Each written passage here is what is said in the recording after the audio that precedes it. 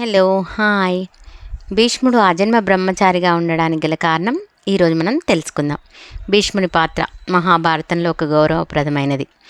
గంగాదేవి భీష్ముడిని వదిలి వెళ్ళిన తర్వాత శంతను దగ్గర పెరుగుతాడు. అన్ని కళలు, రాజనీతి శాస్త్రాలు, మెలకువలు నేర్చుకుంటాడు. పరశురాముడు మరియు బృహస్పతి ఇతని గురువులు. భీష్ముడి జీవితంలో మలుపు తిరిగే సంఘటన. భీష్ముడి తండ్రి చేపలు పట్టే వాళ్ళ అమ్మాయి సత్యవతితో ప్రేమలో పడతాడు.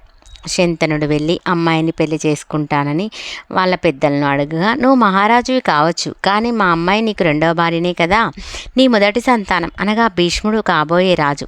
నా బిడ్డకు పుట్టబోయే పిల్లలకు ఏదీ దక్కదు అని పెళ్లికి ఒప్పుకోరు. ఇది జరిగిన కొన్ని రోజుల తర్వాత తన తండ్రి ఏదో చెప్పలేని బాధలో ఉన్నాడని భీష్ముడు గ్రహించి, తండ్రికి తెలియకుండా విషయం తెలుసుకొని తన తండ్రి కోరిక తీర్చాలని చేపలు పట్టే వాళ్ళ దగ్గరికి వెళ్ళి తెలుసుకుంటాడు. నేను కురు సామ్రాజ్యానికి సేవకుడిగా, రాజ్యాన్ని రక్షించేవాడిగా మాత్రమే ఉంటాను. మీకు పుట్టబోయే పిల్లలకు సర్వరాజాధికారాలు ఉంటాయి. దీనికి గాను మాట ఇస్తున్నాను. నేను ఆ జన్మాంతం పెళ్లి చేసుకోకుండా బ్రహ్మచారిలాగానే ఉంటాను అని ప్రతిజ్ఞ చేస్తాడు.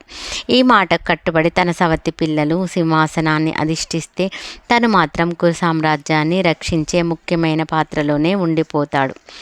ఈ ప్రతిజ్ఞ కారణంగా ఆయన భవిష్యత్తులో ఎన్నో కష్టాలను ఎదుర్కోవాల్సి వస్తుంది. Thank you watching.